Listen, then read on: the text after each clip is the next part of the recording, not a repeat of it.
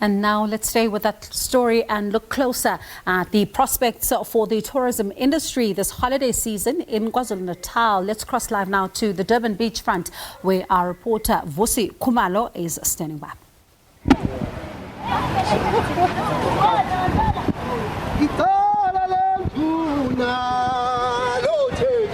They're singing.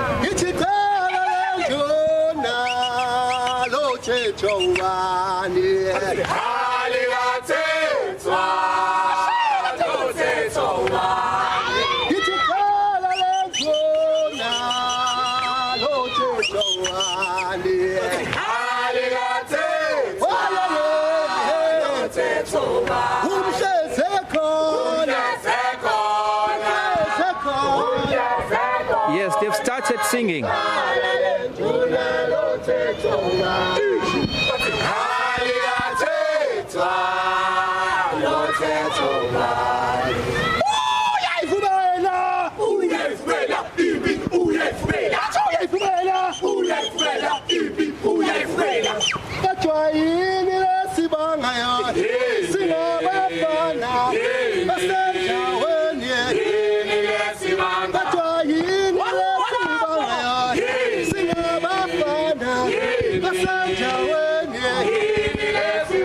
Do you want me to come in now? The group is singing in.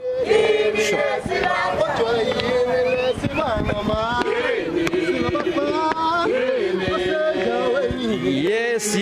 Yes. In isiZulu, we usually say umuntu vuka usinga. I feel like joining the group and also taking part in the singing. This is African heritage ensemble rendering one of the items known as Iquyulo Lenduna, but in a true African spirit. This is how guests, in this case the international tourists or even the inbound or outbound tourists, are being welcomed in a true spirit. But to take us further than that, it's Muso Khoza, who is the lead singer of the African Heritage Ensemble. Can I just disturb you just for a few seconds, Mr. Khoza? One of the world-renowned persons here in KwaZulu-Natal, and also who has also traveled. He's very well traveled. He's been to Czech Republic, we've been to Switzerland, Germany, amongst to mention just a few. Yes. Just take us through about the singing of Amabutho, and also this is how the guests are welcomed in Africa. We usually see the group singing in a cappella and also Amabutho welcoming some guests, especially when they are disembarking from cruise ships as well as bed and breakfast facilities. We usually see them. What does this Amabutho symbolizes in the case of guests or international tourists? You know, when you visit my home and my kids, they welcome you, immediately give you food. It means now when you go back home, you would say, so now as South Africans, especially in this beautiful city of eThekwini, KwaZulu-Natal, when we welcome our guests, we sing. And we make sure that we feed them with kindness, with beautiful stories of Africa, and present our culture as the yeast of the nation. And perhaps in terms of COVID-19, we know that even though we are lockdown level 1, there's not too much activities happening. But you can still have some, some of the gatherings for the artists. We know that this impacted negatively on you. How has this had an impact on you as artists now in terms of performance and also economically? For us, it means no job and no pay. That's a problem with artists. So I think it's time now, since we are really crawling financially, I think it's time that we think differently. Instead of fighting change, let us embrace change and find its weaknesses and create new stories.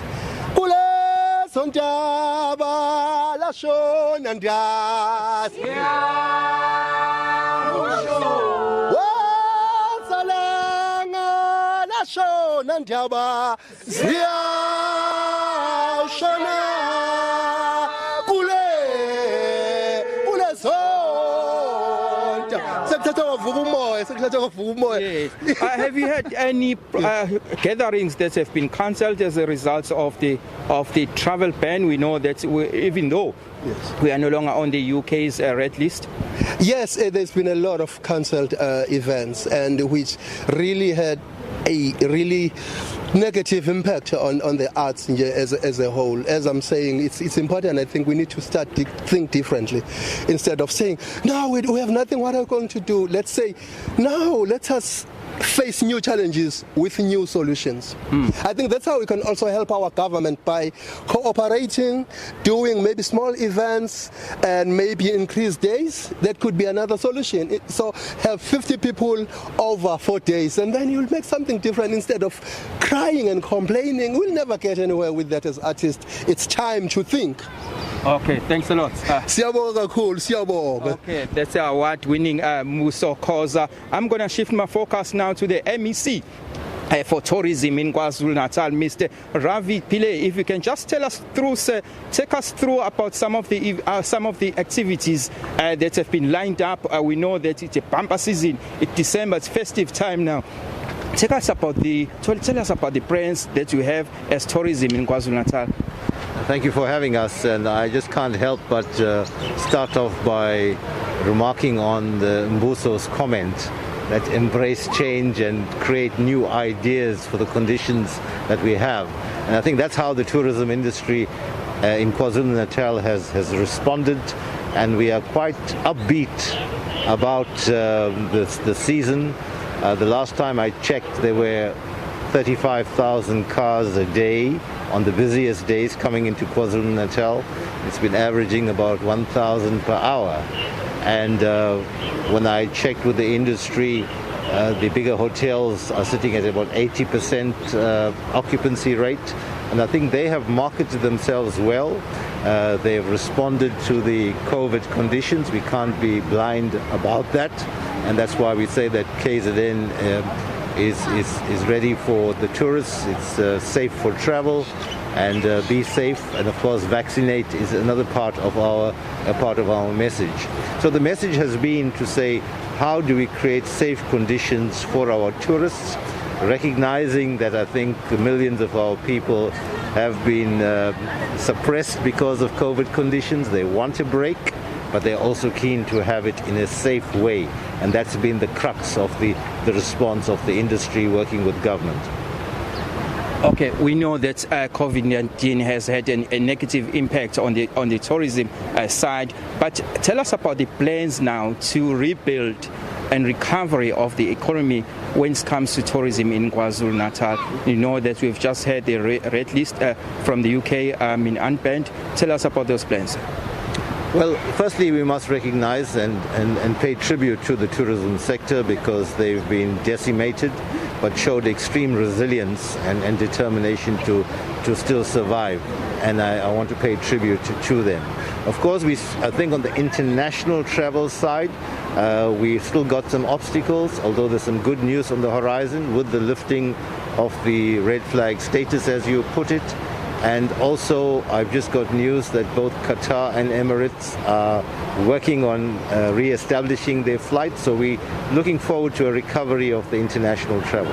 But a key part of our strategic approach has been to say, let's maximize our domestic market, because many of those domestic markets would have wanted to go overseas, they can't, and millions of our domestic market need a place to go to, and we think KZN is the place for them. Of course, we're marketing our strengths. We've got 600 kilometers of coastline. Durban is just one part of it, from Cozy Bay in the north, right down to St. Lucia, Richards Bay, Palito, right down to the south coast. We have 9 blue flag beaches. That's the highest standard internationally for the quality of beaches. We have 9 blue flag beaches, 3 of which are in the Durban or Teguini area. And I'm proud to say that 6 of them on the south coast, Port Shepstone and Margate. That's my hometown, by the way, so let me make a punt for them. But we don't only have the beaches. Of course, the beaches are always will be an attraction, but even more so in terms of the openness, the ventilation, and the space that people will have. But we're also noticing the Drakensberg will probably see 100% occupancy rate in this festive season, because we're seeing people wanting to go that way. Of course, the Midlands meander is always a favorite. We've got our battlefields, and then we have our nature reserves and game reserves. We have a World Heritage Site in Smangaliso Wetland Park. So we've got a variety of experiences for tourists, all accompanied by very strict COVID protocols. So encouraging people as far as possible to be in their bubbles, whether it's a family bubble or a friend bubble, and to observe the protocols which our industry has put in a lot of work to make sure that they're going to be safe. In fact, the Department of Health will be running vaccination programs in various districts together. We're saying it's very much part of reviving our economy. Okay, thanks a lot, MEC. Thank you very much. That's MEC for tourism in KwaZulu-Natal, Ravi Pile, as I ask our camera person, Mr. Reimpele, just to give you a focus now on the group, a cappella group here with Mbuso Akhoza. Let us leave you with this group of African Heritage Ensemble.